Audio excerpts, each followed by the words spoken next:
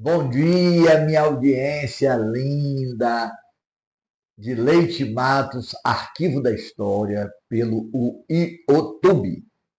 Podem ligar o YouTube e dê sua joinha para o programa Leite Matos, Arquivo da História. Hoje, a audiência pediu para eu falar sobre o regime militar no Brasil. E vamos falar. Para falar sobre o regime militar, a gente tem que lembrar o seguinte: as reformas de base que eram reivindicadas pela esquerda na década de 60, sobretudo no início do ano de 64, as pessoas queriam a reforma bancária, reforma previdenciária, reforma agrária. E era uma reivindicação muito grande dos camponeses, do homem do campo, e tinha as ligas comunistas que estavam preparadas, inclusive, para o enfrentamento, se fosse necessário, porque achavam que estava na hora de se mudar do Brasil para as teorias, implantar as teorias marxistas, leninistas. E as ligas camponesas estavam realmente preparadas para isso. Existia também um problema nas Forças Armadas, onde existia uma reivindicação na Marinha para que o cabo Anselmo fosse ministro da Marinha. E o presidente João Goulart resolve na Assembleia Geral na Marinha, uma Assembleia dos praças, e tirou fotografia com os praças e tal, e houve um agastamento por parte dos almirantes, né? Porque acharam que se tratava de uma quebra de hierarquia. E daí começou a surgir, tanto da esquerda como da direita. A direita querendo uma mudança, não é? Com medo do avanço do comunismo, e a esquerda querendo o comunismo. E aí o presidente resolve fazer um comício no dia 13 de março de 1964, na Central do Brasil. Eu me lembro que eu tinha idade tenra nessa época, muito novinho, mas era muito ligado, não tinha nem televisão, não é? Mas eu gostava, desde a minha idade de 6 anos, de ouvir rádio, ouvir noticiário. Eu estava sempre ligado nos noticiários. Então eu acompanhei tudo, desde dos movimentos que eram reconhecidos pelos generais almirantes como quebra de hierarquia, como também pelo movimento das ligas camponesas que queriam implantar de forma imediata a reforma agrária, que não se comparava com as invasões hoje do MST. São coisas distintas o que se reivindicava na década de 60 para o que acontece hoje com o movimento que é denominado de MST. Então, o presidente marca um comício monstro no dia 13 de março de 1964, na Central do Brasil, do Rio de Janeiro. E esse comício falaram muitas lideranças, falaram muitos líderes camponeses, muita liderança nacional no dia 13 de março. E daí surgiu, eu diria, não como atos preparatórios, mas como uma irresignação da direita com o comício da Central do Brasil, e tudo essa irresignação maior estava na Marinha, estava também no Exército sobretudo com o Comando Militar de Minas Gerais. E eu tive o privilégio de conhecer duas pessoas dessa época. Uma foi Darcy Ribeiro e Machado Neto, que foi meu professor em 1974 na Faculdade de Direito da Universidade Federal da Bahia. E Machado Neto dizia que ele deu aula normal na Universidade de Brasília, de onde foi expulso, logo em seguida ao movimento de março de 64, Machado Neto foi expulso, porque Valdir Pires também foi expulso da Universidade de Brasília, eram professores da universidade, e Machado Neto me disse, Leite Matos eu tive com Valdir, tive com Darcy. No dia 31, nós demos aula normal, não se falava em absolutamente nada. Quando foi no dia 1º de abril, já começava a insatisfação nos quartéis, sobretudo na Marinha Brasileira e também no Exército em Minas Gerais, quando aconteceu o comandante da região militar de Minas Gerais se dirigia a Brasília com tanques, olhe bem, e culminou também com aquela indignação também por parte da direita, que chegou a ter a passeata das mulheres. As mulheres saíram na rua pedindo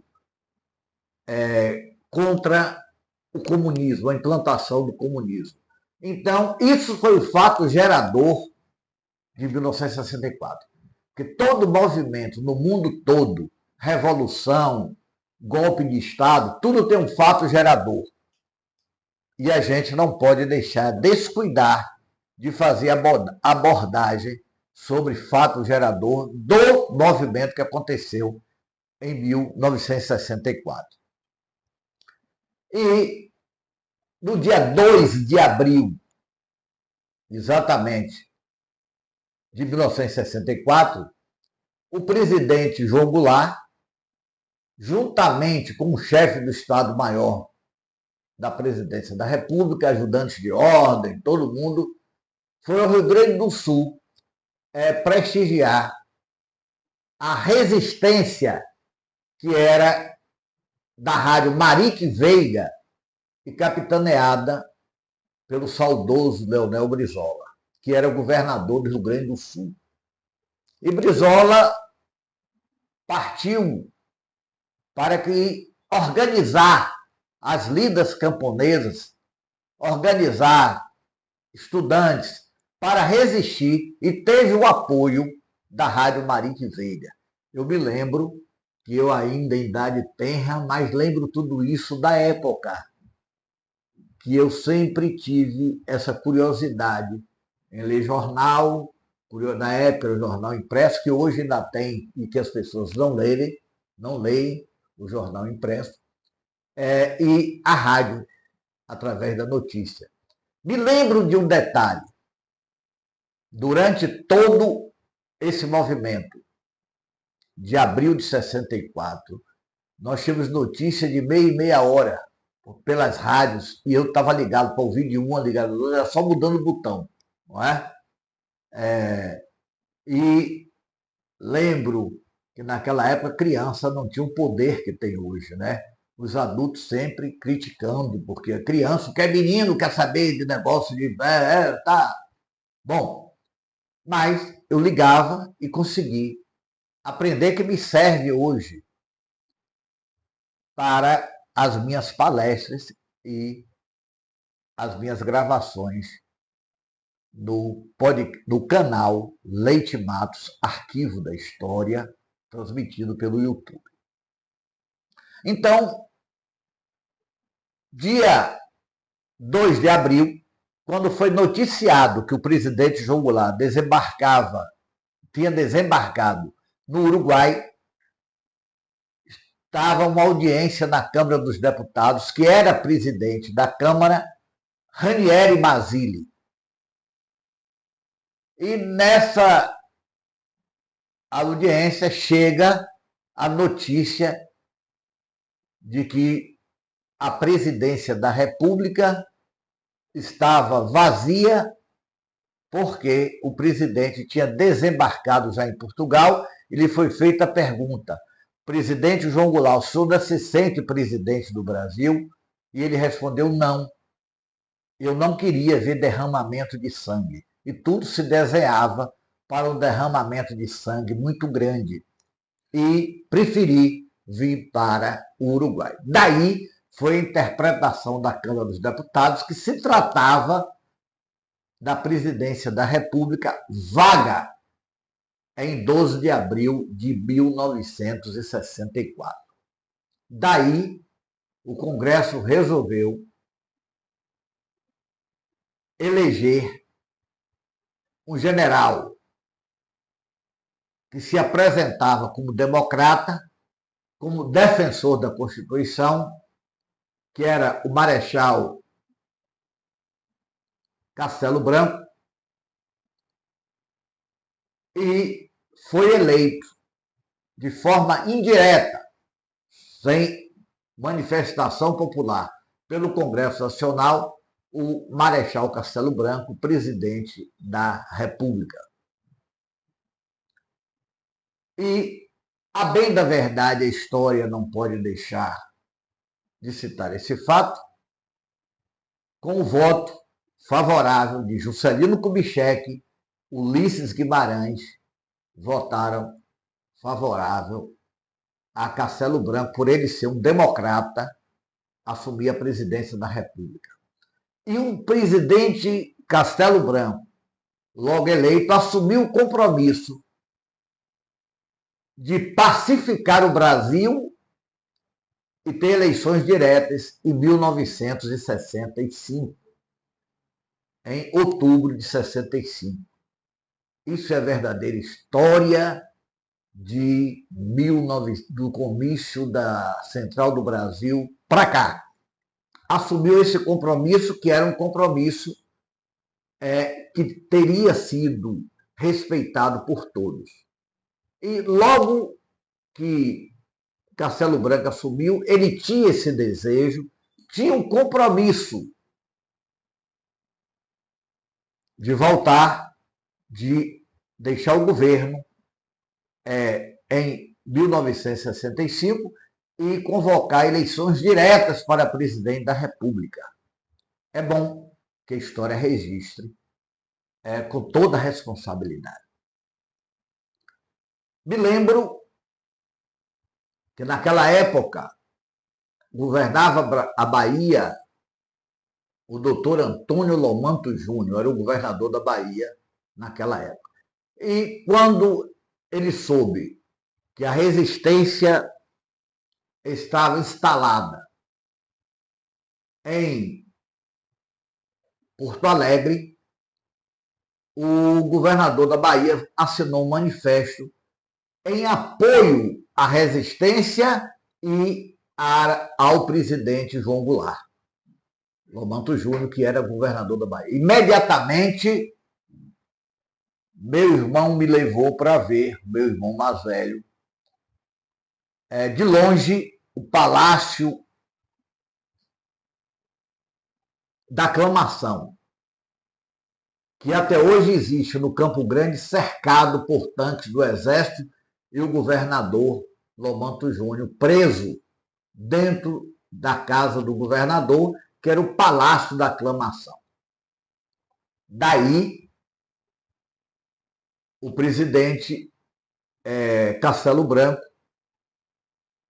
segundo dizem, isso aí não há comprovação, trocou ligação com o governador da Bahia e resolveu determinar a retirada das tropas que cercavam o Palácio da Aclamação, e o governador Lomanto Júnior passou a apoiar o movimento de 1964, que colocou o general o Marechal Castelo Branco na presidência da República. Daí Lomando fez um grande governo e tal, recebeu o presidente na Bahia. E por que a gente não falar de uma figura que eu não sei se é vivo, não sei se já morreu, não sei se recebe anistia, se não recebe, isso a história ainda não trouxe. Todo esse movimento que gerou 64 foi de um trabalho feito por um cabo da Marinha chamado Cabo Anselmo. Cabo Anselmo era o líder e queria ser ministro da Marinha. Evidentemente que a gente entende que jamais o oficialato iria aceitar. Então existia uma insatisfação dos brigadeiros com relação a Cabo Anselmo como, como comandante da Marinha. Então, para reforçar o movimento militar que já se desencadeava por reivindicações da direita brasileira, foi que, a partir de 13 de março, com o Comício da Central do Brasil, a direita se organizou exatamente no sentido de impedir o avanço da esquerda em passos largos para chegar ao poder, acontecendo assim o movimento militar de 1964. Tinha 3 governadores de estados da época que pleiteavam a presidência da República, além de Juscelino Kubitschek, que tinha deixado o governo como presidente, o maior presidente da história do Brasil, em 1961. Também queria voltar em 65 e já tinha muita gente, volta JK, porque realmente foi um grande prefeito em Belo Horizonte, excelente governador de Minas Gerais, e o maior presidente que o Brasil teve foi Juscelino Kubitschek, que costurou o Brasil através de estradas, dinamizou o trabalho iniciado na ferrovia brasileira.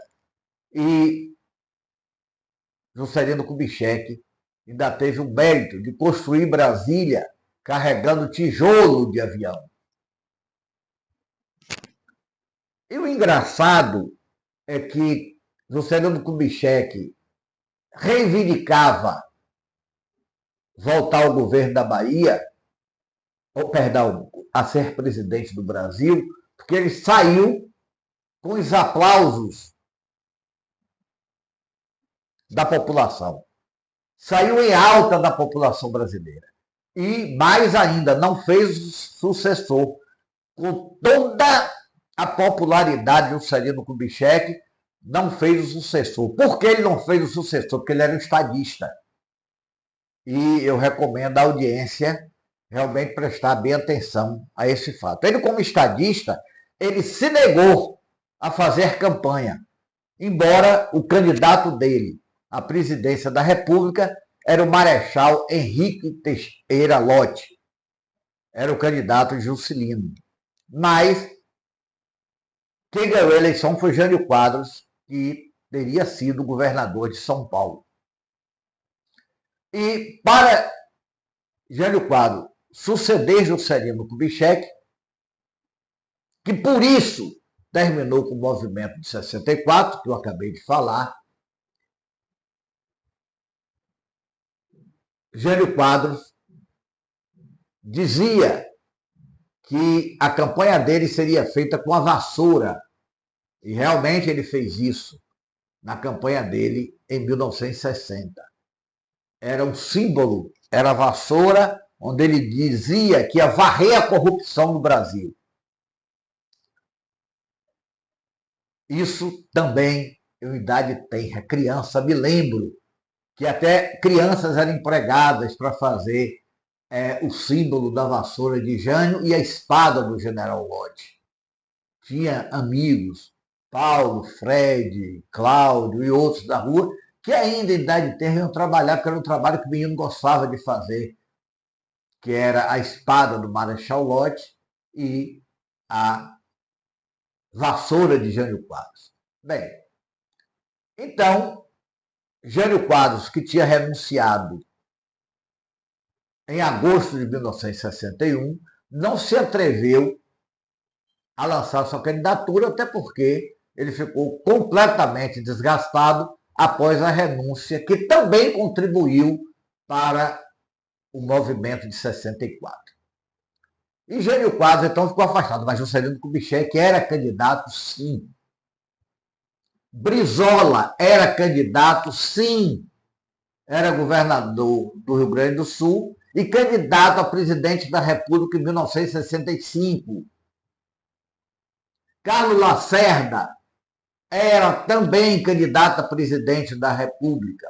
Em 65 era governador da Guanabara. Magalhães Pinto, que era governador de Minas Gerais, também era candidato em 1965. Daí houve uma pressão do ministro da Guerra, que era o general Costa e Silva, Marechal Costa e Silva, em cima do presidente da República, que era o Marechal Castelo Branco, e terminaram por adiar a eleição de 1965 para 1967. O que houve uma insatisfação muito grande, tanto da esquerda como também da direita, porque era de interesse da esquerda e da direita eleições de 65. Como não houve eleições em 1965, porque a eleição foi adiada, o que é que ocorre? Se cria a Tríplice Aliança, que era composta por João Goulart, que estava no exílio no Uruguai, por Carlos Lacerda, que era o maior inimigo de João Goulart, e Juscelino Kubitschek, para não permitir que as eleições de 65 não acontecessem e que fosse voltado atrás o ato institucional que determinou as eleições para 1967. Na realidade, toda vez que existe um movimento político, militar, de revolução, de mudança, de transição que não seja através do voto, existe insatisfações. E essa insatisfação levou a esse movimento que se chamou de Tríplice Aliança, que seria de Juscelino Kubitschek, João Goulart e Carlos Lacerda, que eram inimigos, se reuniam no Uruguai. E aí a história não pode dizer com detalhes, porque ninguém sabe, se chama de operação chamada Operação Condor, que terminou com a morte dos três. João Goulart, ainda novo, com 58 anos, segundo dizem, teve o medicamento trocado e morreu no Uruguai. Carlos Lacerda também teve um problema de coração que ninguém sabe e também morre. E Juscelino Kubitschek morre de uma situação muito estranha. Ele desembarcou em Brasília, sentou junto de Ulisses Guimarães, conversaram muito, porque essa a história já revela. Ele tinha uma namorada que morava em um sítio em São Paulo e que ele costumava ir com seu motorista de 35 anos de fidelidade dirigir, onde ele saltava do aeroporto de Guarulhos e se dirigia ao sítio dessa namorada que ele tinha, que na realidade era um relacionamento extraconjugal. E Juscelino, ao ir com esse motorista, ao se dirigir à casa da sua amante, um caminhão vem na contramão e passa por cima do carro que estava Juscelino Kubitschek. Isso acontece após a instalação da Operação Condor. E morre também Juscelino Kubitschek. Meus amigos, minhas amigas desta seleta audiência,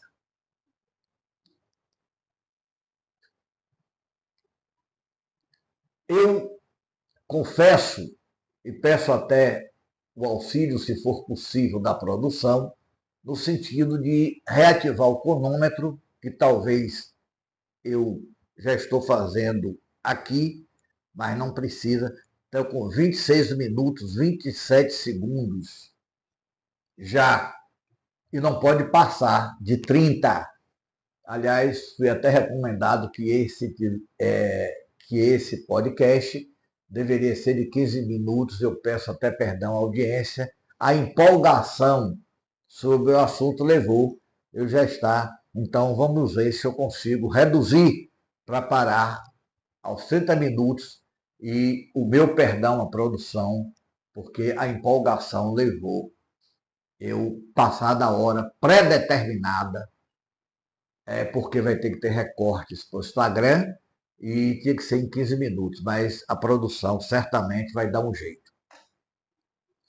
Então,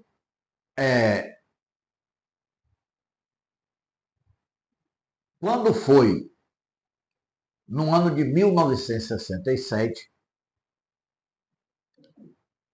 foi publicada, que eu não sei dizer ao certo, para mim, foi uma Constituição outorgada, mas foi feita pelo Congresso Nacional, que não foi a Assembleia Nacional Constituinte.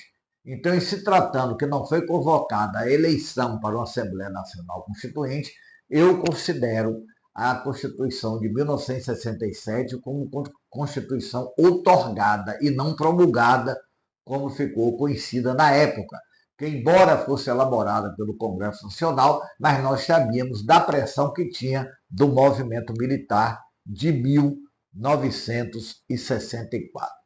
São 28 minutos de podcast, eu tenho que ter todo o cuidado do mundo para não desobedecer mais uma vez a orientação da produção. E vamos à Constituição de 1967. A Constituição de 67, que só viveu um ano, viu? Essa Constituição só viveu um ano. Acabou no dia 13 de dezembro de 1968 com aquele ato temido até hoje, chamado AI-5, Ato Institucional número 5, quando realmente perdeu toda a validade a Constituição de 67, que previa eleições diretas para governadores dos estados em 1971. Isso previa a Constituição de 67. Se a nossa audiência tiver interesse, que nós trabalhamos através de pedido da audiência. A audiência pede o que é que Leite Matos, o Arquivo da História, vai falar, como também no programa que nós fazemos às 14 horas, Tudo de Novo, é um pedido da audiência. A audiência determina que assunto nós vamos falar do programa em que eu faço com o Super Geraldo, Tudo de Novo, às 14 horas. Então, a audiência determina e nós falaremos. É a inovação que nós temos no Brasil. Eu quero dizer que Leite Matos, Arquivo da História, inovou. E também já inovamos novamente num programa Tudo de Novo, onde nós temos na SBTV 1524 e também no YouTube, aliado ao YouTube, que fazemos às 14 horas, todos os dias, de segunda a sexta, eu já e o meu grande amigo de 40 anos, Super Geraldo.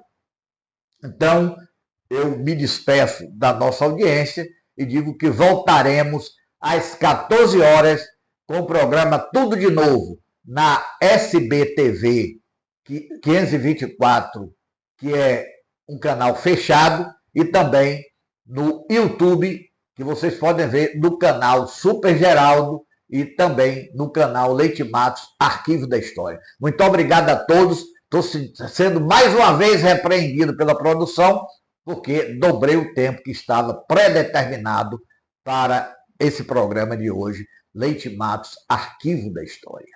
Bom dia a todos.